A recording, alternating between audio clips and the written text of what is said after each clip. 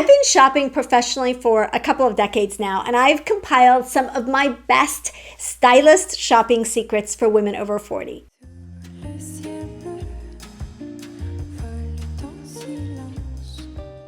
Hey, this is Netta. Welcome to my channel. My whole goal for this channel is to help you build a wardrobe and a style that you love so that you look beautiful and feel confident every single day. Part of building a wardrobe involves doing a little shopping, right? And for some of you, that's awesome because you love shopping, like I love shopping. For others, not so much. You don't love shopping. You find it stressful. You find it overwhelming. You find it a waste of time and energy and resources. And I get that. I know that not everybody is all in on shopping like I am. Just to give you a little background, I have been a personal stylist for almost 15 years, and I've been in the fashion industry my entire career since I graduated from college. So shopping is something that really at this point has become a science for me. And I really have some strategies and some tools that I use to make shopping for other women a lot more streamlined, a lot more successful, a lot more foolproof. I've shopped for women all over the world, as far away as Dubai, Africa, Europe, everywhere, all over the world. And I have shopped for women, obviously, of course, all over the US. I've also shopped for all different body types, all different ages, all different budgets. And I've taken all of that experience over the years and just kind of come up with a list of the strategies that I use when I start working with a new client that I feel are the most effective strategies and really things that make me more streamlined when it comes to shopping. Because let's face it, when I have to do a lot of shopping, which I do all the time, I need it to be as quick as possible. Okay, so these are shopping secrets of a stylist for women over 40. Now, the first thing I want to encourage you to do is just get comfortable with technology. Get comfortable with technology. I hear so often from women that they do not like online shopping. They just hate online shopping. They find it stressful. And I want you to get comfortable with online shopping and realize that online purchases are returnable and it is not the end of the world. Either way, if you buy something in a store and you decide to return it, or you buy something online and you decide to return it, it's probably going to involve a trip, right?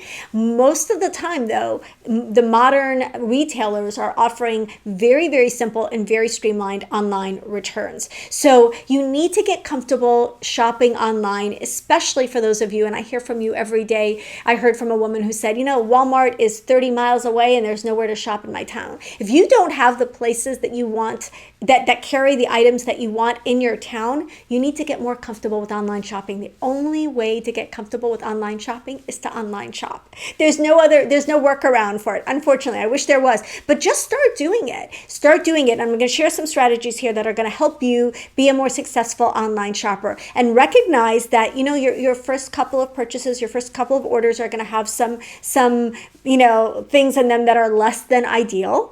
But you're going to get better at it. It's a skill like any other. You can build it like a muscle, but it's so much more fun than working out a regular muscle. You can work out your online shopping muscle. So get comfortable with online shopping. That's my first strategy. Now, along those lines, there are so many tools online. One of the reasons I love online shopping is because it really does allow you to streamline the process and make it faster and easier to get the exact item that you're looking for at the price that you want to spend. So one of the things I rely on are tools, plugins for my browser. So your browser is, Google Chrome or Safari or whatever you use to search the internet on your computer. And you want to look for plugins like Karma, which has replaced Shop Tagger, but it allows you to tag things that you're interested in, hold on to them for later. It also scans the internet for coupon codes for you so that you get the best price. Another one is Rakuten that used to be called Ebates, but basically you get money back for every purchase that you make online using the Rakuten plugin. Another one that I like is Shop Honey. I hear really good things about Shop Honey. I personally use Karma and Rakuten, but those plugins can save you a lot of time and save you a lot of money. Allow you to price shop, allow you to get the best deals, allow you to use the coupons that you're looking for without having to scan a bunch of websites trying to find coupon codes that don't work. So definitely get comfortable with the technology that's out there, the plugins that are out there that are designed to help you save time and money. My next strategy, also related to online shopping, these aren't all related to online shopping, but this one is abandon the cart. Now, let me back up and say, if you've got favorite brands, Loft or Talbots or Nordstrom or whatever, sign up for their emails, because you're going to get coupons when you sign up for their emails. And that's just like a given. You just need to sign up for their emails. You can always unsubscribe later, but sign up for an email. You'll almost always get a welcome coupon with 10% off or 15% off. And don't leave that money on the table. Just go ahead and use that coupon code. That's what it's there for. Now, the other thing is that when you are on that site and you're shopping and you put things in your cart, you can close the cart or just walk away from your computer for a day or two or whatever. Just leave it open, close it. Just don't make the purchase right away. Sometimes you'll find, and I know this is kind of like crazy that they know this, but you will find an email in your inbox, or you'll find something on your Facebook feed that says, oh, looks like you forgot to buy your items. Here's another additional 15% off so that you can make that purchase. And they'll give you another coupon if you just walk away from the purchase for a little while. So, it's just a little strategy. If you're looking at something, maybe that something is out of your price range a little bit. That was a plane. If you're something's out of your price range a little bit, you just wait on it a little. Often you'll get a coupon code by email or on Facebook or something that allows it to be a little bit more palatable of a price. The next thing I want to encourage you to do, again related to online shopping, is to know that filters are your friend. And I'm not talking about the filters that I wish I had over my face right now in every video. I'm not talking about filters that make your face look different. I'm talking about filters on websites. And rather than going on Nordstrom and looking at dresses, or even looking at short dresses, or even looking at casual dresses, you want to use every filter possible. You want to filter so that you've only got a few pages of things and not dozens of pages of things, because nobody has 5 hours. It's one of the reasons people get overwhelmed shopping online, is because they go into a website and they're like, how am I going to look through 74 pages of dresses? You're not going to look through 74 pages of dresses.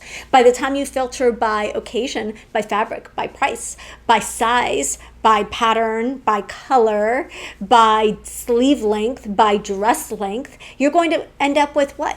10, 15 pages at the most usually. And the more you filter, the smaller that number becomes. And then you're able to shop a lot more efficiently. So don't spend your life weeding through page after page after page of items when you know that it's going to be one of the things that you're going to filter down to anyway. Like if you're not looking for formal dresses, you don't need to swish past the formal dresses while you're trying to find a beach dress, right? So use your filters. Filters are your friend, and use them efficiently in your shopping. Okay, do your research.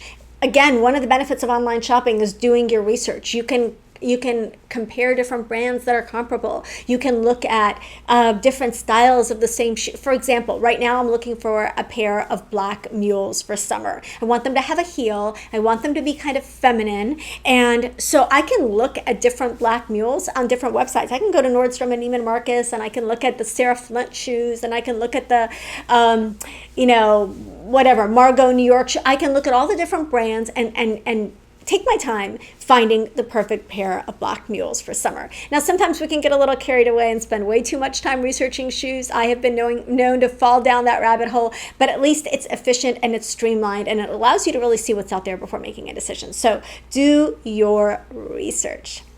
Another strategy that I use, again, this is another online one, is to know your measurements and your lengths. I've said this so many times. If you have not gone to a tailor and gotten your measurements professionally taken, or gone to a good friend who's patient and gotten your measurements taken so that you have a really clear idea of what your horizontal measurements are, then that's literally the first thing you need. Like, as soon as I'm done with this video, get your measurements taken. The next set of measurements you're going to want are your lengths. Now, I've talked about the Fashion Fit formula extensively on this channel, so I won't go into that much here. But I will say that one of the things it gives you is an understanding of the right lengths of clothes for you.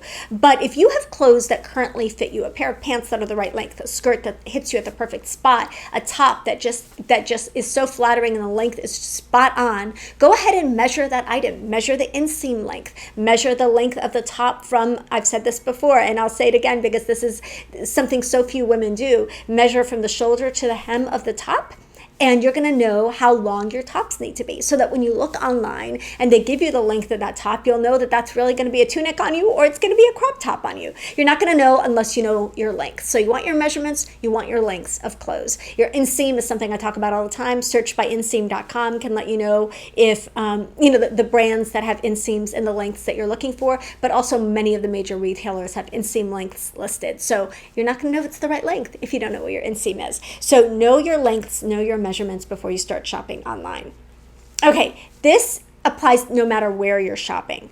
Tags stay on until you wear the item. The tags need to stay on your clothes until you wear the item. Let's face it, we don't typically fall in love more with an item of clothing after we've had it for a few weeks hanging in our closets, right? Like if you buy something new and it fits your current lifestyle and you can wear it right away, you usually want to wear it right away.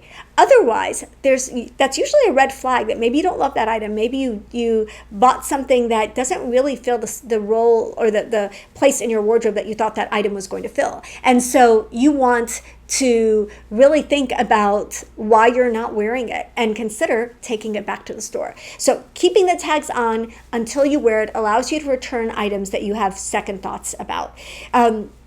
Again, usually, unless you've bought it for a special occasion, you're going to want to wear those new items right away because you're excited to wear them. If you're not excited to wear them, ask yourself why. Consider returning them. Okay, this one's going to be a little controversial.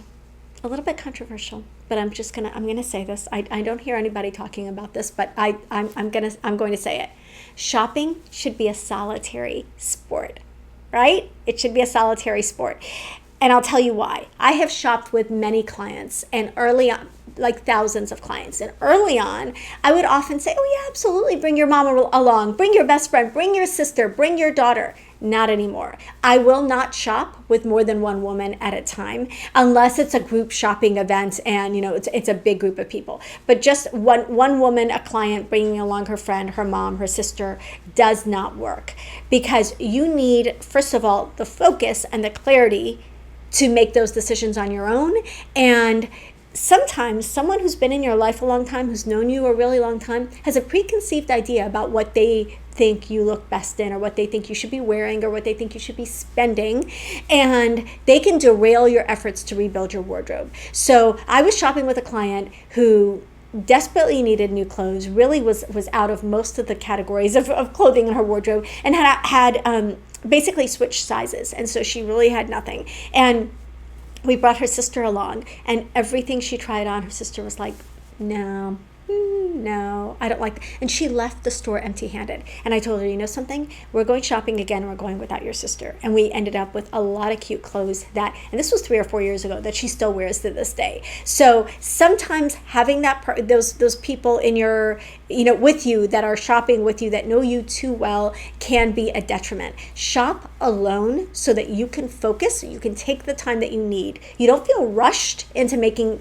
decisions that you're not ready to make, and you also don't feel pressured into buying something. They can have the opposite effect. A friend can say, oh my gosh, I love that dress on you, you should totally buy it, and you're on the fence about it, and you really wouldn't have bought it if that person hadn't been along, and you buy it and you end up regretting it.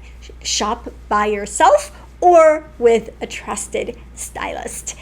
Sometimes a really good sales associate at a store can be your best friend and can really help you make those decisions. So if you know someone, you've built a relationship with someone, that's wonderful, but shop alone. If you want to shop as a group, that's a fun activity where you pick up a necklace or a pair of earrings, or you look at shoes and then you go get a smoothie or a cup of coffee. That's fine, but don't do any serious clothes shopping in a group.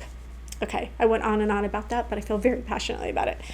Okay, spend as much as you need for fit and comfort.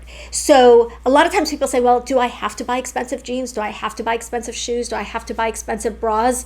Well, you have to spend as much as you need to spend to get the fit and the comfort exactly the way you want it. With shoes, with jeans, with bras. I did that controversial opinions video, and somebody said, well, you don't need to spend more on the bra than you do on the top if you have no bust. True, I stand corrected. If you don't need a lot of support, you don't need to spend a lot on a bra. But you need to spend as much on those critical items as you need to spend to get the fit and the quality that you want. So if your best fitting and most flattering jeans are from Old Navy, hats off to you. That is the best thing ever. Buy your jeans from Old Navy. You want the fit to be spot on. You want the fit to be beautiful. You want it to be comfortable. You don't want them to move down as the day goes on. And you want the wash and the details of it to be contemporary. If you can get that at Old Navy, wonderful. You know my favorite denim brand is Mott & Bow. I talk about them all the time. I do have a coupon code. I'll put that below. But for all of those critical categories, those workhorse pieces in your wardrobe, you want to spend as much as you need to get the fit and the comfort where you want it. Okay, and my final strategy, and this is kind of along the same lines, is to prioritize the practical pieces. So you want the pieces, the workhorse pieces, the pieces that you're going to reach for over and over in your wardrobe to be the pieces that you spend the most money on. You want those to be where the bulk of your budget goes. You want those to be where the bulk of your attention goes. You want to spend more time picking a pair of jeans than you do picking a cocktail dress. You know, there are exceptions. If you're the mother of the bride, like I said, mother of the groom, you're going to spend some time picking that dress. But in general, we'll spend a ton of time picking a special occasion dress or an outfit for a picture. I'm not saying that's not important. And we'll buy jeans at Old Navy when our daughters are picking up t-shirts and just not pay attention to the details of those jeans. So really prioritize the practical pieces. This took me a long time. This is something I still struggle with. It took me a long time to say, I really need to focus on getting better t-shirts, better jeans, better everyday clothes, and focus less on the statement pieces that I don't wear as often. So prioritize the practical pieces. What are the things that you wear in your actual life, in your wardrobe, day in, day out? Make sure that you have the best fitting, the best quality, the most comfortable in those categories, and you can't go wrong. So I hope that some of these strategies helped you look at shopping a little bit more strategically, really make shopping more streamlined, and make it a more enjoyable process for you. Use it as an opportunity to express yourself, to get to know your personal style, to pick things that are going to make you feel beautiful and make you feel special every time you put them on. If you do that, you can't go wrong, and you can really turn shopping from something that you feel ho-hum about and you feel like a little overwhelmed about or a little wary of, to something that you actually look forward to doing. And it can be an act of self-care. So I hope that you enjoyed this video. I hope you enjoyed some of my strategies. I could go on and on, trying to keep them a little shorter. Let me know if you'd like me to do a round 2 of shopping strategies for women over 40 from my perspective as a stylist, someone who shops daily. I shop daily. I shop all the time. I'm here for your questions. Definitely share them in the comments below. I love hearing from you guys. Love getting your questions. Love getting your comments. And of course, if you haven't subscribed already, please hit that red subscribe button. It means so much to me. Hit the notification bell. I upload new videos every Tuesday and every Friday. And hit the like button if you like the topic of this video so that I know to do more like it in the future. Love you guys. I'll see you in the next one.